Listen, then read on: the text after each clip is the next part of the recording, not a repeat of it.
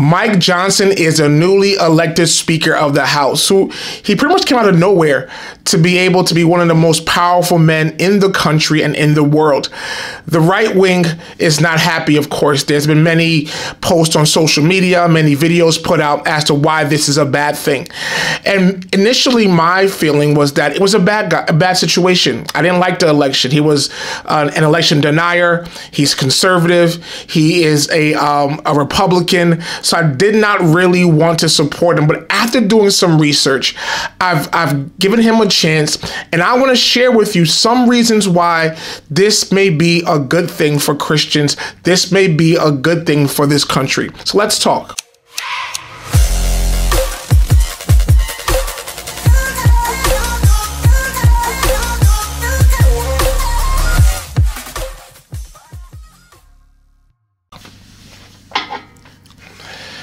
While I have your attention, please don't forget to subscribe. If you like what you see, just like it.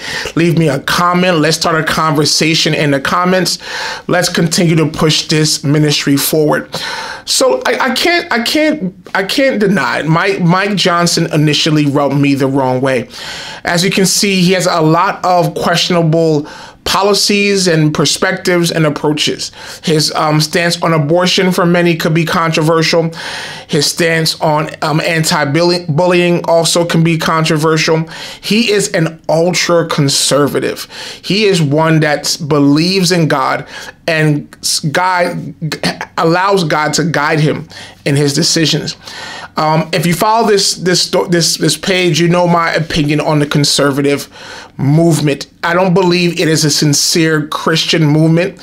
It is a bunch of believers or Christians who want to use God to support their policy choices. They want to use God and the influence over evangelicals to sit there and gain their own agenda. While they're carrying their Bible and talking about God on one policy, they're also supporting racism. They're also supporting different things that are not Christ-like. So I don't believe the conservative party nor the evangelicals is a good representation of Christians.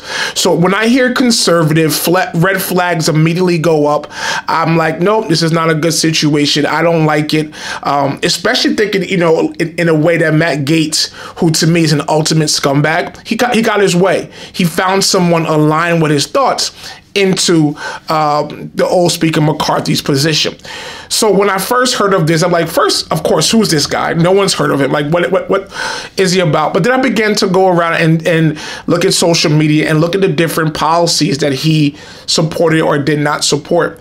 So my initial inclination was to not support this guy and not to be happy with this guy.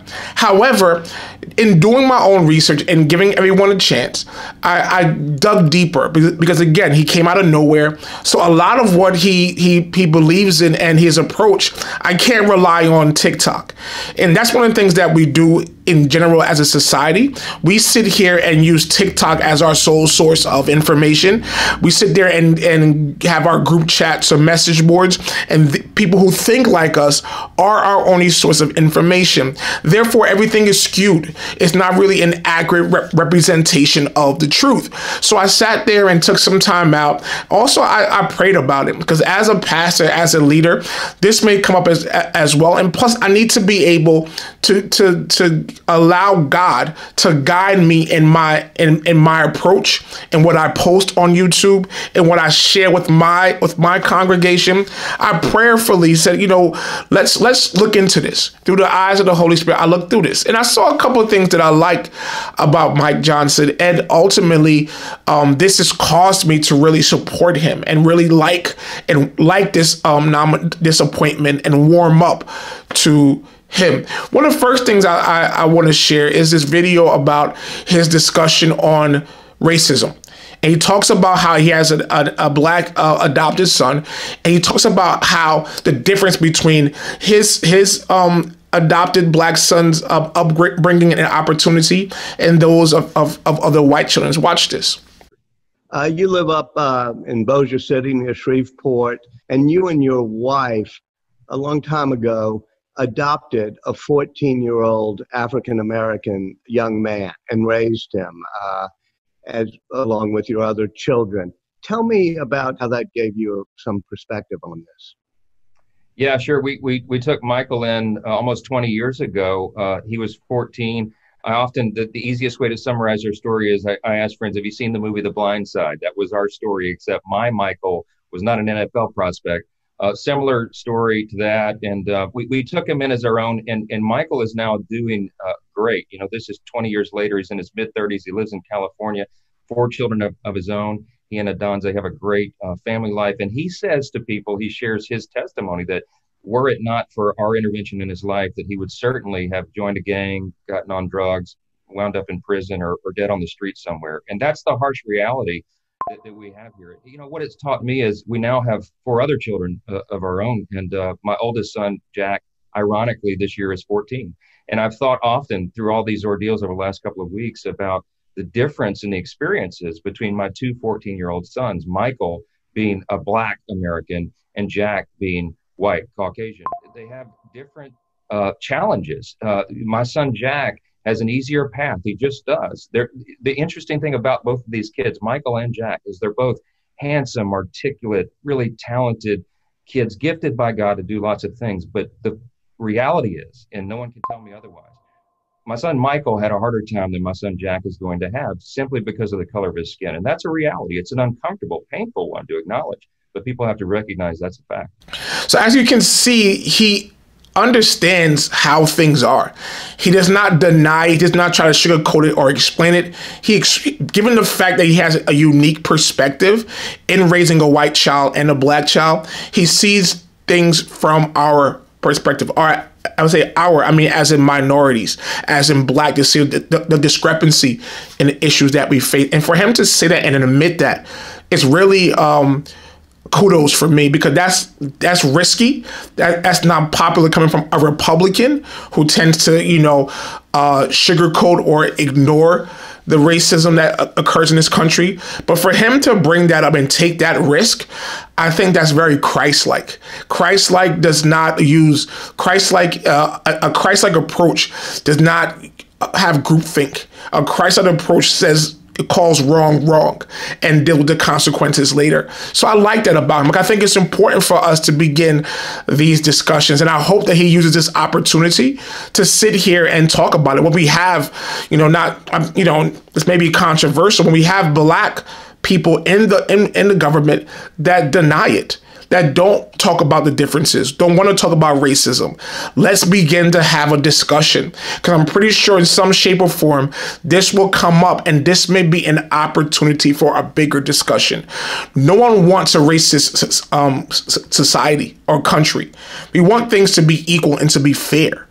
And the best way to do this is not by sitting here and calling everything racist, everyone racist, and just being set apart and being just what your like kind. It's by having these difficult conversations. It's by saying, you know what? Here's what's going on. Here's how I feel. Let's try to figure out a way so it does not happen again. So my hope with having him in power is that we can begin these conversations so we could turn the corner. I'm tired of seeing racist tweets and racist posts. I'm tired of Black and whites and other nationalities constantly fighting and arguing about an issue that is near and dear to many of our hearts. I think folks don't want it to be racist, but they don't know how to approach the topic, because a lot of time I think when it comes to white people, it's intent versus impact. I don't think they realize the impact of certain things they say, of things they do. They may intend to be non-racist, to be, a nice person, but the way we receive it is very harmful. The impact on us is very harmful and painful. So I think this may allow us to begin to have these discussions, and talk about racism and the issues that exist. And so then that's one of the reasons I like that. I think it's an opportunity. The second main reason why I like, why I'm beginning to warm up to Mike Johnson, the new Speaker of the House, is his opening speech. Look at this. To take good care of it. I want to tell all my colleagues here what I told the Republicans in that room last night. I don't believe there are any coincidences in a matter like this. I believe that Scripture, the Bible, is very clear that God is the one that raises up those in authority. He raised up each of you, all of us. And I believe that God has ordained and allowed each one of us to be brought here for this specific moment in this time. This is my belief. I believe that each one of us has a huge responsibility today to use the gifts that God has given us to serve the extraordinary people of this great country, and they deserve it. Stands out to me is the fact that he mentions God. What stands out to me is the fact that he uses this opportunity to talk about the Bible, to use scriptures. He says that we were created by God. He talks about God putting leaders, including every single person, into position. The fact that he glorifies God in this opportunity when millions of people are watching, where he could have easily just said, you know what, I don't want to be controversial. I don't want to rub anybody the wrong way. I don't want to mention the G word and mention God, or to quote the Bible, or as some folks say, he began to preach on the pulpit. But he used this opportunity to glorify God, which is dope. He talked about his wife who was on her knees praying for him over the past 24 hours as he got into this position. He talked about how God appoints leaders. And this is one of my arguments that I would sit there and say about I used to argue with Trump supporters where they say, Trump is God's selection. I said, everyone is God's selection. Obama, God allowed to raise into power. Joe Biden, as crooked as his ways may be, God allowed them to rise into power. God allows people to rise into power for a purpose. So I can't sit there and say Trump is God's candidate and Obama is not. I can't say this person is God's candidate and Biden is not. We have to understand how God works. And the fact that he emphasized that in his very first comments as Speaker of the House was dope, man. The fact that he was up there and talking about God and praising God and saying how important prayer is and emphasize his Christian values is amazing, is what we needed. You know, his story is, and even like, you know, I'm pretty sure some preachers are going to use his story this Sunday. To have someone that everybody overlooked to come out of nowhere, to be able to become a Speaker of the House is very David-like, you know, one that came out of obscurity, but then God elevated him into a place of power. Reminds me of Joseph. So I think it's important for us to see things through a God lens and not through a Democrat or Republican lens, not seeing things through a right-wing or left-wing lens. But as believers, it is our duty to look through things through God's lens. So I think this is a good thing that we have someone that's going to glorify God, not glorify man, not glorify a particular party. I can't comment on what he's doing behind the scenes. I cannot comment what he's doing, off the stage. But I also can speak of what I see. Is it possible he's using it to his political gain? Yes. But the Bible always said what the world meant for evil, God turns around for good. So he could probably use this as something to kind of stir up evangelicals and get more support. But God's going to actually use this particular snippet to help folks know how he's in power.